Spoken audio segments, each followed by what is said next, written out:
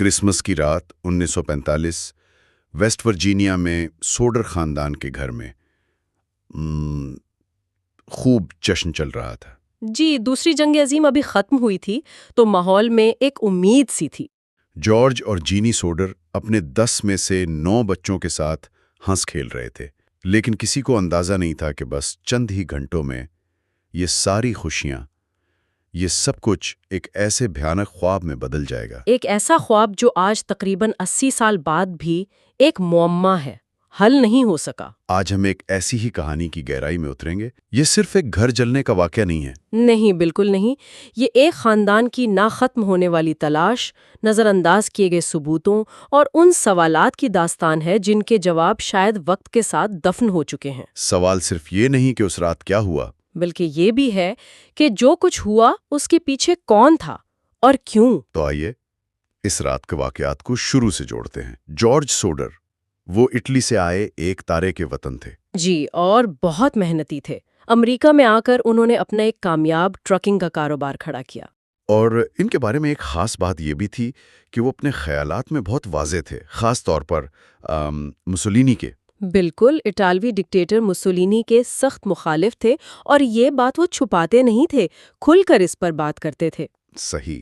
تو 24 دسمبر 1945 کی رات کرسمس کا جشن ہو رہا ہے۔ جی، جشن کے بعد بچے سونے کی تیاری کر رہے تھے۔ کچھ بڑے بچوں نے اپنی ماں جینی سے کہا کہ ہمیں تھوڑی دیر اور جاگنا ہے، کھلونوں سے کھیلنا ہے۔ اور انہوں نے اجازت دے دی۔ ہاں، یہ سوچ کر کہ آج خاص دن ہے، وہ خود اپنے سب سے چھوٹے 2 سالہ بچے کے ساتھ سونے چلی گئیں۔ اور یہیں سے اس رات کے عجیب و غریب واقعات کا سلسلہ شروع ہوتا ہے۔ جی، رات کے تقریباً 12:30 بجے گھر کا فون بجتا ہے۔ آدھی رات کو؟ ہاں، جینی اٹھ کر فون سنتی ہیں۔ دوسری طرف ایک عورت کی آواز ہے۔ وہ کسی ایسے شخص کا پوچھ رہی ہے جسے جینی جانتی ہی نہیں تھی۔ اچھا۔ جب جینی نے کہا کہ یہ رانگ نمبر ہے تو دوسری طرف سے ایک بہت عجیب بے ہنگم ہنسی کی آواز آئی اور فون کٹ گیا۔ یہ تو بہت عجیب ہے۔ جینی نے اسے ایک مذاق سمجھا اور واپس سونے چلی گئیں، لیکن پھر انہیں یاد آیا کہ گھر کی لائٹیں ابھی تک جل رہی ہیں، دروازہ بھی لاک نہیں ہے۔ جب وہ یہ سب کرنے گئیں تو دیکھا کہ ان کی بیٹی میرین صوفے پر سو رہی ہے۔ انہوں نے سوچا کہ باقی بچے جو جاگ رہے تھے وہ اوپر اٹاری والے اپنے کمروں میں سونے چلے گئے ہوں گے۔ اور پھر اس کے ٹھیک آدھے گھنٹے بعد رات 1 بجے کے قریب جینی کو چھت پر کسی بھاری چیز کے گرنے کی آواز آئی، جیسے کچھ گرا ہو اور پھر لڑھکا ہو۔ اور اس آواز کے فوراً بعد ہی آگ؟ جی، کچھ ہی دیر بعد گھر میں دھوئیں کی بو پھیلنے لگی۔ جینی نے اٹھ کر دیکھا تو جارج کے دفتر والے کمرے میں آگ لگی ہوئی تھی اور بہت تیزی سے پھیل رہی تھی۔ انہوں نے فوراً جارج کو جگایا اور چیخ کر بچوں کو اٹھانے لگی۔ افراتفری کا عالم تھا۔ جارج، جینی اور ان کے 4 بچے، جن میں میرین بھی شامل تھیں، وہ باہر نکلنے میں کامیاب ہو گئے۔ لیکن 5 بچے؟ 5 بچے، مورس، مارتھا، لوئی، جینی اور بیٹی، وہ اوپر اٹاری والے کمرے میں پھنسے ہوئے تھے اور ان کی چیخیں سنائی دے رہی تھیں۔ یہاں سے ایک باپ کی بے بسی کی انتہا شروع ہوتی ہے۔ جارج نے بچوں کو بچانے کے لیے ہر ممکن کوشش کی۔ وہ فوراً اپنی سیڑھی لینے بھاگے۔ وہ سیڑھی جو ہمیشہ گھر کی ایک ہی دیوار کے ساتھ رکھی ہوتی تھی۔ جی، ہمیشہ ایک ہی جگہ پر۔ لیکن وہ سیڑھی وہاں نہیں تھی، وہ غائب ہو چکی تھی۔ یہ صرف پہلا دھچکا تھا۔ جب سیڑھی نہیں ملی تو جارج نے سوچا کہ وہ اپنے 2 ٹرکوں میں سے ایک کو کھڑکی کے پاس لگا کر اوپر چڑھیں گے۔ ہاں، یہ ایک اچھا منصوبہ تھا۔ لیکن جب انہوں نے ٹرک سٹارٹ کرنے کی کوشش کی تو کچھ نہیں ہوا۔ دونوں ٹرک جو ایک دن پہلے تک بالکل ٹھیک کام کر رہے تھے، سٹارٹ ہی نہیں ہوئے، جیسے کسی نے ان کے انجن کے ساتھ کوئی چھیڑخانی کی ہو۔ اسی دوران ایک پڑوسی نے فائر بریگیڈ کو فون کرنے کی کوشش کی، لیکن فون لائن ڈیڈ تھی۔ سب کچھ ایک ساتھ غلط ہو رہا تھا۔ جی، کسی نے بھاگ کر قریبی ہوٹل سے فون کیا، لیکن آپریٹر سے رابطہ نہیں ہو سکا۔ آخرکار ایک اور شخص نے گاڑی میں جا کر فائر چیف کو ذاتی طور پر اطلاع دی، جو صرف 2.5 میل دور رہتے تھے۔ اس کے باوجود فائر بریگیڈ کی گاڑی صبح 8 بجے پہنچی۔ 8 بجے؟ آگ لگنے کے 7 گھنٹے بعد؟ 7 گھنٹے! تب تک تو سب کچھ ختم ہو چکا تھا، گھر صرف ایک جلتا ہوا ڈھانچہ رہ گیا تھا۔ اگلی صبح حکام نے ایک سرسری سی تفتیش کی اور کیس بند کر دیا۔ جی، یہ کہہ کر کہ آگ کرسمس لائٹس میں شارٹ سرکٹ کی وجہ سے لگی اور 5 بچے جل کر ہلاک ہو گئے۔ لیکن جارج اور جینی نے اس بات کو ایک لمحے کے لیے بھی نہیں مانا۔ بالکل نہیں۔ ان کا پہلا اور سب سے بڑا سوال یہ تھا کہ اگر بچے آگ میں جل گئے تو ان کی باقیات کہاں ہیں؟ کوئی ہڈی، کوئی دانت، کچھ تو ملتا۔ اور یہ ایک بہت اہم سائنسی نکتہ ہے۔ جی دیکھیے، ایک عام گھر میں لگنے والی آگ کا درجہ حرارت اتنا زیادہ نہیں ہوتا کہ وہ انسانی ہڈیوں کو مکمل طور پر راکھ بنا دے۔ اس کے لیے تو بہت زیادہ درجہ حرارت چاہیے ہوتا ہے، کئی گھنٹوں تک۔ بالکل، جیسا کہ کریمیٹوریم میں ہوتا ہے، تقریباً 2000 ڈگری فahrenheit۔ سوڈر کے گھر کی آگ اتنی شدید یا اتنی دیر تک نہیں لگی تھی۔ تو آپ یہ کہہ رہی ہیں کہ سائنس کے مطابق یہ تقریباً ناممکن تھا کہ بچوں کی باقیات نہ ملتی؟ ناممکن کے قریب۔ کم از کم دانتوں یا ہڈیوں کے بڑے ٹکڑے ملنے چاہیے تھے، لیکن وہاں کچھ نہیں ملا، ایک ہڈی کا ٹکڑا تک۔ اس کا مطلب تو یہ ہوا کہ سرکاری کہانی شروع سے ہی ناقابل اعتبار تھی؟ جی، اور جب سوڈر خاندان نے خود تفتیش کرنے کا فیصلہ کیا تو اور بھی پریشان کن تفصیلات سامنے آئیں۔ جیسے کہ وہ فون لائن؟ ہاں، بعد میں ایک ٹیلی فون کمپنی کے ملازم نے تصدیق کی کہ لائن ٹوٹی نہیں تھی، بلکہ اسے جان بوجھ کر کھمبے پر چڑھ کر کاٹا گیا تھا۔ اور وہ سیڑھی جو غائب تھی؟ وہ بعد میں گھر سے تقریباً 75 فٹ دور ایک کھائی میں پڑی ہوئی ملی۔ کوئی اسے وہاں کیوں پھینکے گا؟ یہ سب حادثہ تو نہیں لگتا۔ اور پھر وہ چھت پر گرنے والی چیز کی آواز۔ جب بہار میں برف پگھلی تو جارج کو گھر کی پچھواڑے سے ایک چھوٹی، گہرے سبز رنگ کی ربڑ جیسی چیز ملی۔ یہ کیا چیز تھی؟ یہ ایک پائنیپل بم کا خول تھا۔ یہ دوسری جنگ عظیم میں استعمال ہونے والا ایک انسینڈیری ڈیوائس ہے۔ مطلب آگ لگانے والا بم؟ جی، یہ اس بات کا تقریباً ناقابل تردید ثبوت تھا کہ آگ جان بوجھ کر باہر سے لگائی گئی تھی اور یہ کوئی حادثہ نہیں تھا۔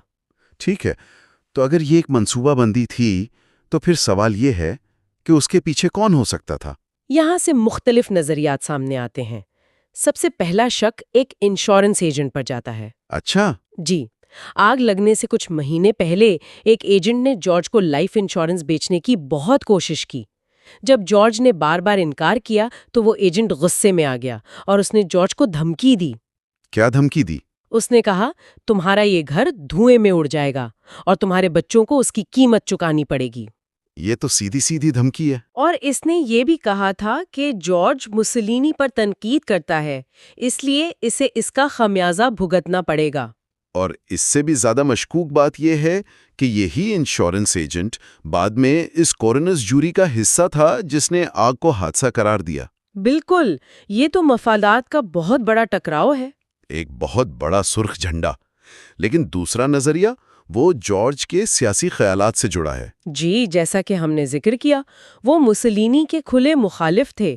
اس وقت ویسٹ ورجینیا میں اطالوی تارکین وطن کی ایک بڑی تعداد تھی اور ان میں سیاسی تقسیم بہت گہری تھی۔ تو کیا یہ ممکن ہے کہ مسولینی کے حامیوں نے انہیں سبق سکھانے کے لیے یہ سب کیا ہو؟ یہ ایک بہت مضبوط نظریہ ہے اور اس کو اس بات سے بھی تقویت ملتی ہے کہ ایک بس ڈرائیور نے گواہی دی کہ اس نے آگ لگنے کے وقت کچھ لوگوں کو سوڈر کے گھر کی طرف آگ کے گولے پھینکتے ہوئے دیکھا تھا۔ تو ایک طرف انشورنس ایجنٹ کی دھمکی، دوسری طرف مافیا یا مسولینی کے حامیوں کا شبہ۔ لیکن ایک منٹ، اگر کسی نے بچوں کو اغوا کیا تھا تو انہوں نے تاوان کے لیے کبھی رابطہ کیوں نہیں کیا؟ یہی اس کیس کا سب سے بڑا معمہ ہے۔ عام طور پر اغوا کا مقصد تو یہی ہوتا ہے۔ کیا یہ صرف سبق سکھانے کے لیے تھا؟ یہ بات کچھ ہضم نہیں ہوتی۔ اس کا کوئی واضح جواب نہیں ہے، لیکن جارج اور جینی کو یقین تھا کہ ان کے بچے زندہ ہیں اور انہوں نے اپنی باقی زندگی اسی یقین کے ساتھ گزار دی۔ انہوں نے اپنی پوری زندگی اس راز کا جواب ڈھونڈنے میں لگا دی۔ انہوں نے روٹ 16 پر ایک بہت بڑا بل بورڈ لگوایا۔ جی، جس پر اپنے 5 لاپتہ بچوں کی تصویریں تھیں اور $10,000 انعام کی رقم لکھی تھی، جو اس وقت ایک بہت بڑی رقم تھی۔ وہ بل بورڈ صرف ایک اشتہار نہیں تھا، وہ امید کی ایک علامت بن گیا تھا۔ اور ایک مستقل یاد دہانی بھی کہ اس خاندان کے ساتھ کتنی بڑی ناانصافی ہوئی تھی۔ وہ کئی دہائیوں تک وہاں کھڑا رہا۔ اور کئی لوگوں نے بچوں کو دیکھنے کا دعویٰ بھی کیا۔ کسی نے کہا کہ اس نے بچوں کو ایک ہوٹل میں دیکھا، تو کسی نے انہیں ایک کار میں۔ جی، لیکن کوئی بھی دعویٰ کبھی ٹھوس ثبوت میں تبدیل نہ ہو سکا۔ ہر راستہ ایک بند گلی میں جا کر ختم ہو جاتا تھا۔ اور پھر تقریباً 22 سال بعد 1967 میں ایک ایسی چیز ہوئی جس نے اس کیس کو مزید پراسرار بنا دیا۔ جینی سوڈر کو ڈاک میں ایک خط موصول ہوا۔ 22 سال بعد؟ جی، اس خط کے اندر ایک نوجوان کی تصویر تھی جس کی عمر 25 سے 30 سال کے درمیان لگ رہی تھی، اور اس کی شکل حیران انگیز طور پر ان کے بیٹے لوئی سے ملتی تھی جو آگ لگنے کے وقت 9 سال کا تھا۔ یہ تو رونگٹے کھڑے کر دینے والی بات ہے۔ میں تصور بھی نہیں کر سکتا کہ جینی پر کیا بیتی ہوگی جب انہوں نے وہ تصویر دیکھی ہوگی۔ خط میں تصویر کے پیچھے صرف چند الفاظ لکھے تھے: لوئی سوڈر، آئی لو بردر فرینکی۔ فرینکی ان کے ایک اور بیٹے کا نام تھا؟ جی، خاندان نے ایک اور پرائیویٹ جاسوس کی خدمات حاصل کی تاکہ اس خط اور تصویر کی اصلیت معلوم کی جا سکے، لیکن وہ جاسوس بھی اس نوجوان کا کوئی سراغ نہ لگا سکا اور پھر کبھی واپس نہیں آیا۔ تو یہ آج تک معمہ ہے کہ وہ خط اصلی تھا یا کسی نے ایک سنگدل مذاق کیا تھا؟ بالکل۔ جارج سوڈر 1969 میں اسی غم اور ادھورے سوالوں کے ساتھ انتقال کر گئے۔ انہوں نے اپنی موت تک یہی مانا کہ ان کے بچے زندہ ہیں۔ اور جینی نے اپنی باقی زندگی اسی جلے ہوئے گھر کی جگہ پر گزاری، ہمیشہ سیاہ لباس پہنے اپنے بچوں کے غم میں۔ 1989 میں ان کی موت کے بعد خاندان نے آخر کار وہ پرانا اور بوسیدہ بل بورڈ اتار دیا۔ یہ کہانی آج بھی وہیں کھڑی ہے جہاں 1945 میں تھی۔ ثبوت ایک منصوبہ بند اغوا اور آتش زنی کی طرف اشارہ کرتے ہیں، لیکن بچے کہاں گئے اس کا جواب کسی کے پاس نہیں۔ کیا وہ ایک المناک حادثے کا شکار ہوئے جیسا کہ حکام نے کہا، یا کسی گہری سازش کا حصہ بنے جس میں مقامی انتظامیہ بھی ملوث ہو سکتی ہے؟